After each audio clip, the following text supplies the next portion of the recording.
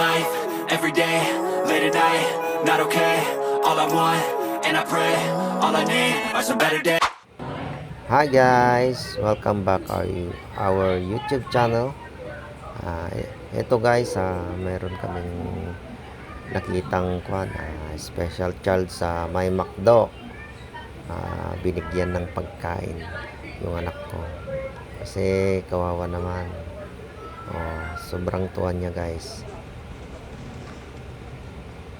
Ito na naman guys, nakita na namin yung special child sa McDo ulit. Binigyan natin siya ng mga pera. Pinuno natin yung maliit na bag niya. Tignan nyo guys, sobrang tuwa niya. Makikita sa kanyang mukha na nagagalak sa pagbigay natin ng pera. Tignan nyo guys, binibilang pa niya yung pera. Habang binibigyan ko ng mga coins. Tignan nyo guys, nahulog pa yung coins na binigay ko. Nahulog, hinahanap niya at nasapa ako pala, kaya kinanta ko. Tignan nyo guys, hindi niya na mabuhat yung yung coins, kaya binuka na lang niya. Yan guys.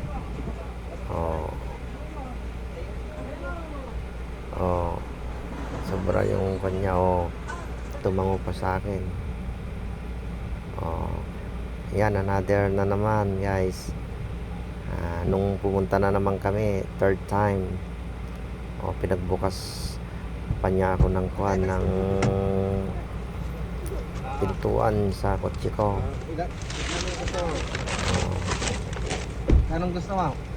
Tapos binigyan ko na naman siya ng isang dakot na coins. Dakot, gusto mo ba?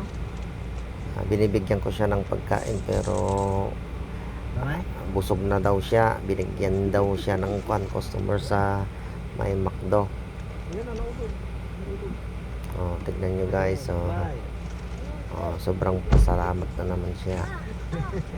Sa susunod, bibigyan namin siya ng damit at short, kasi puro yun na lang yung nakikita ko na damit niya. Hindi siya nagpapalit Guys, tuwa na naman.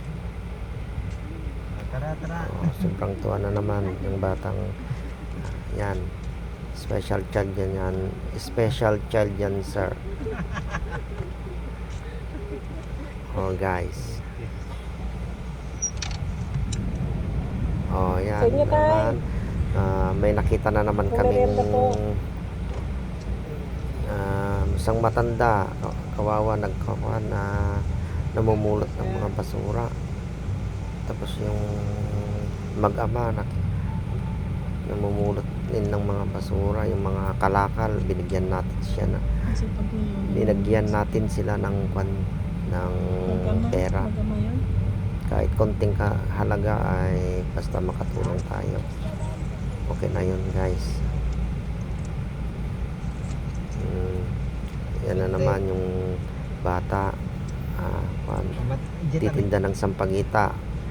Binigyan ko siya ng pera, at di ko sana kukunin yung tinda niya, pero sabi ko sa sarili ko, ilalagay ko sa altar namin.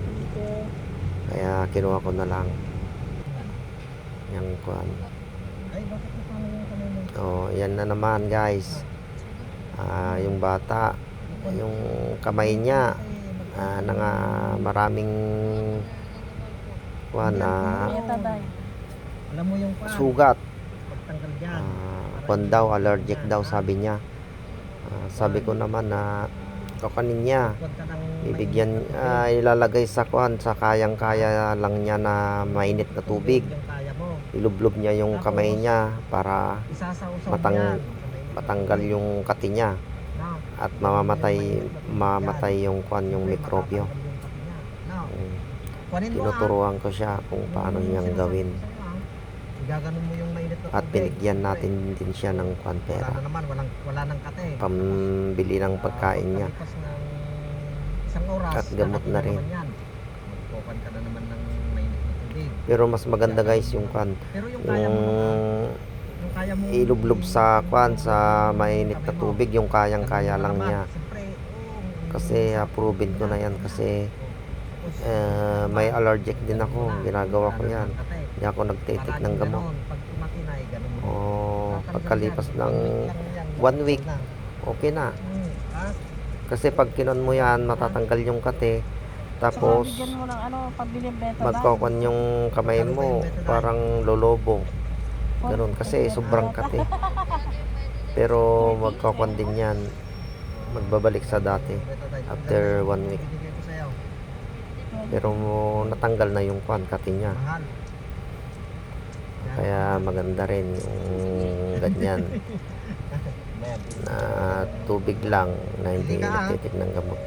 Kasi yung gamot sinisira niya yung kwan natin, yung kidney. Hindi. Yung sinasabi Pero ko sa'yo, yung pag mainit na needed tubig, naman na, diba? kailangan magkon ng gamot. Oo, pag wala, hindi na kailangan ng kwan.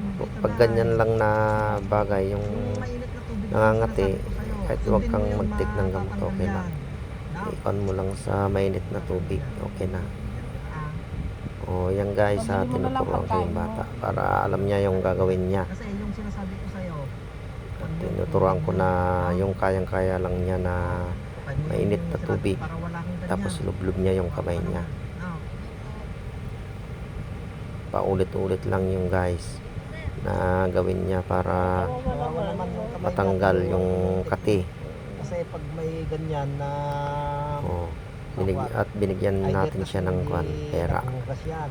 Pambili ng pagkain or Mainit na tubig, bibili yung siya kaya ng mo, kanyang gamot niya. ilulublob mo yung kamay mo. Tapos Pero pag tinuruan manginginig ko yan, naman na magaganyan siya kasi sobrang na kate. yung gagawin niya Tapos, para wala na naman kahit yung hindi siya kate, mag-take ng gamot, okay gaganon na. mo na naman. Pagkalipas ng Yan isang guys, oras, kakati na naman eh. galing lang ako sa kampo, Boil ka na naman. kaya naka-uniform ako. Yung kayang-kaya mo Ulit-ulit. Paulit-ulit lang yan Yan guys, dapat pag na mayroon tayong nakitang ganyan dapat tumulong din tayo. Kaya kahit konting halaga, basta makatulong tayo, okay na.